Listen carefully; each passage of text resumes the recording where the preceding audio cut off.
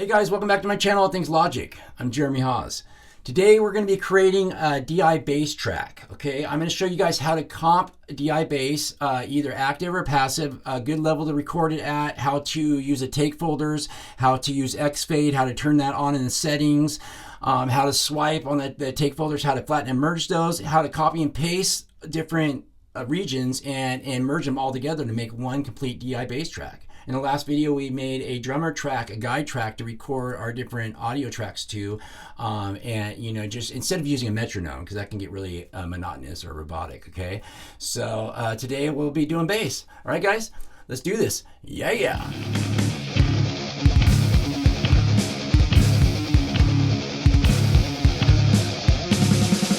All right, guys, so in the last video, what we did is we created this guide track, this drummer guide track here, okay? I like to use this instead of a metronome, and usually I'll go through and change this later on after I've recorded my bass tracks and guitar tracks, vocals sometimes. And so, but I mean, it turned out pretty good, as you probably saw in the last video. So I'll probably keep some of this, but I'm gonna change a lot of the fills and make it more mine later on. And we'll get to that later on in the other videos. So, but today we're just laying down DI bass track. I'm showing you guys how to comp DI bass track. Okay. So the first thing we're gonna do is we're gonna hit plus here, and I'm gonna choose microline here. We're gonna go in there. Okay.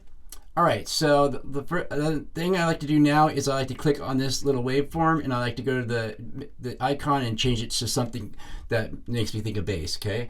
And then I like to rename this. Let's just call this bass DI right now, okay? And then I like to change this whole, we'll change the whole track color in this color. I like to change it to a color that I like for bass guitar, but you can change it to any color that helps you when you have a lot of tracks going on here, okay?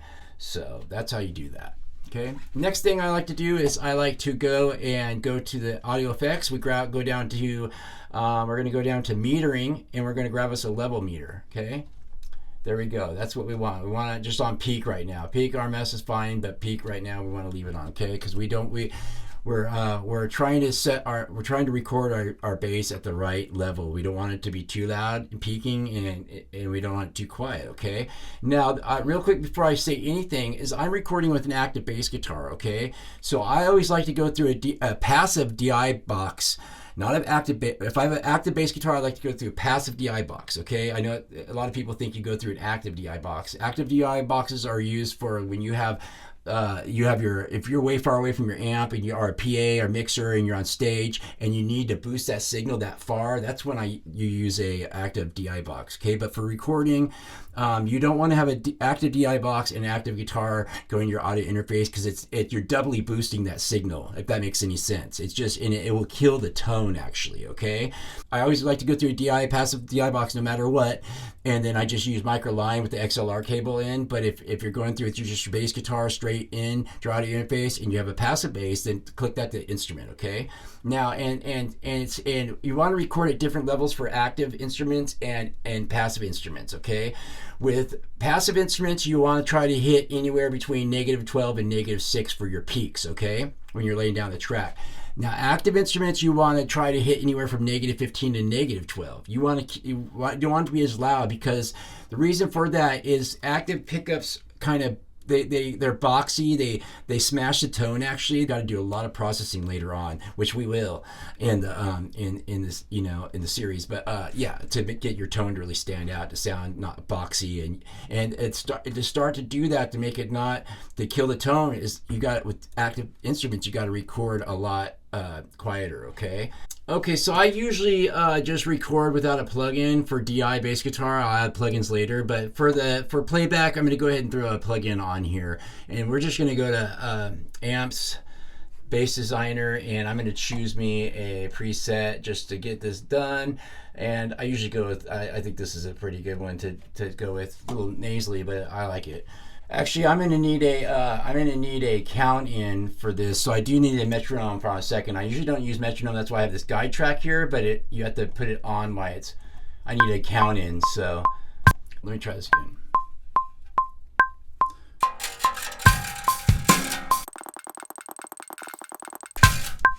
All right, cool, that's enough.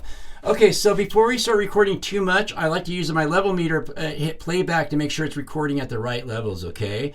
And I always put it in front of my bass amp because I'm just trying to hit the signal, not what's coming through the bass amp yet, okay? We'll do that later on when we're building our tone.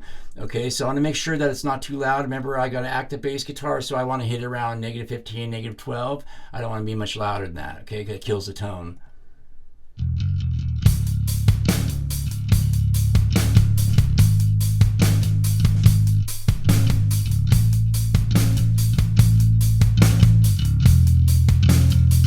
Yeah, that's a good level. Okay, -13. Okay, that's good. I'm in a good spot. Okay, I'm not killing the tone. I'll pump this up later with the gain and plug-in before it hits all the other plugins. You know, that's why the plugin it's going in the plugin so quiet right now, but it kills the tone if not. So I left my window open. I got bugs flying all around. It's driving me nuts.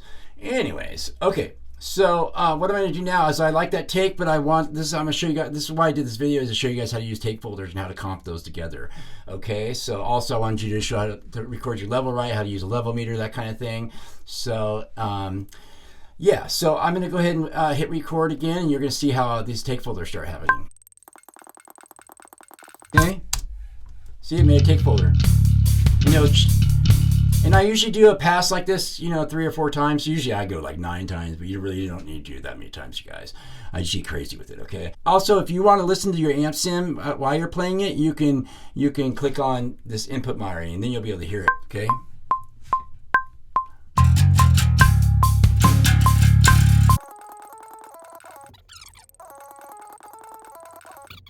So let's see what we like the best here, okay? And we'll take that there.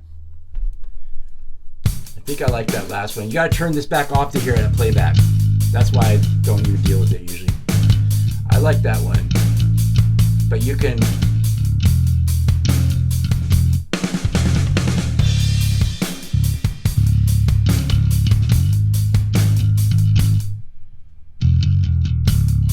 So you could, by doing this, you could take the best piece of each take. And one other thing I want to do is just to make sure that this right comping is on for you, so this works right, and so these little crossfades happen, so it doesn't click in between each take here. You want to go up to, instead of turning on your tools here, I'm going to show you another way to do this. Go to your settings in Logic Pro.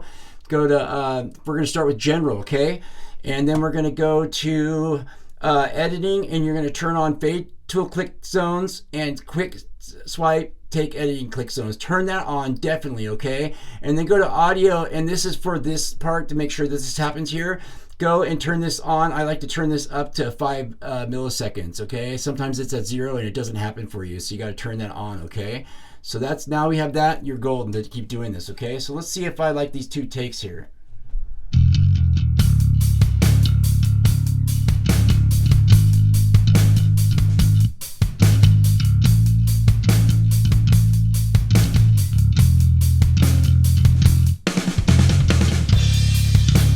Yeah, that'll work for me. Okay, cool. So what I'm going to do now is I'm going to go ahead and you can double click on the top of that. I'll drop that for you. And then I'm going to flatten and merge this, and it'll keep that for you. So it's permanent, okay? So then we can cut it up and copy it. So I repeat this twice, okay? So what I'm going to do now is this is where I stop, I think. I'm going to right click on here or use your marquee tool and split that, and I'm going to get rid of this, cut that, okay? Okay, so what I'm going to do here is I'm going to, that would be right yonder. Let's just cut this in half right here.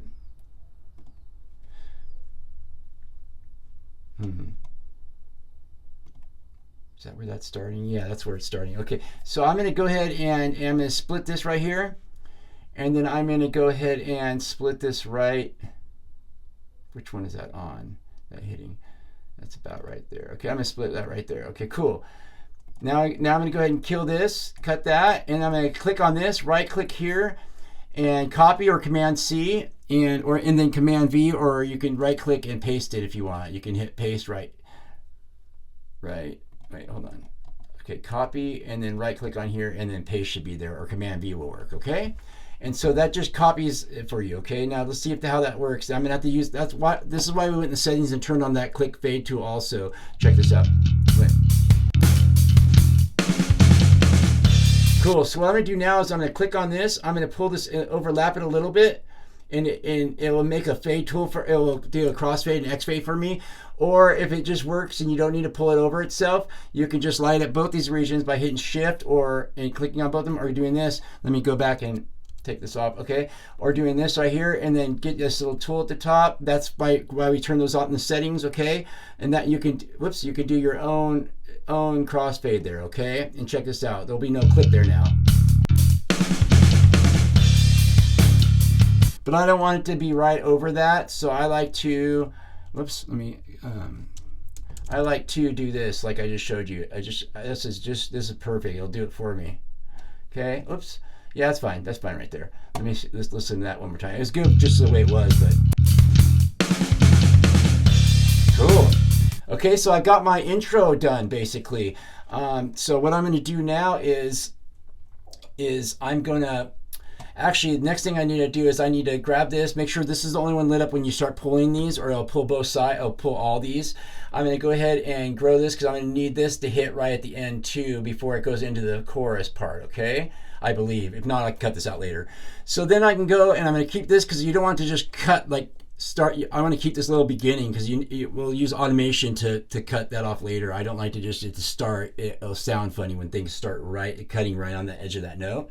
So now they're all lit up. I'm going to right click here and I'm going to hit join regions, okay? It joins the regions together. Now it's one complete track, okay? And so sorry, I got a bug flying around here. It's driving me nuts. But so I do this through my whole track, my whole DI track, and I'm not going to take you through this whole thing and make you watch this whole thing. I just wanted to show you how you go about laying down a DI bass track, how a good level to put it out if it's active or passive, and yeah, and how to merge, copy everything, how to flatten and merge everything, your take folders, how to do those, and like I said, in the other video I showed you, I already have this song done with the bass parts. I just want to show you how to copy and merge everything so the next time we can, once you have a DI bass track done, we can go and actually make our tone, okay? And I'll show you what I'm talking about real quick. So this is what I've recorded already.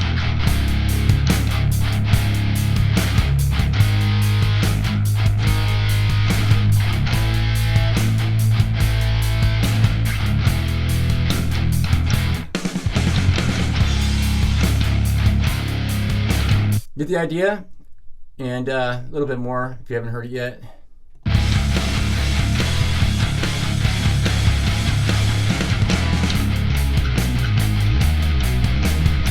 Okay, so that's what we're going to be doing next. So we're going to be building our bass tone from this DI bass track we just made.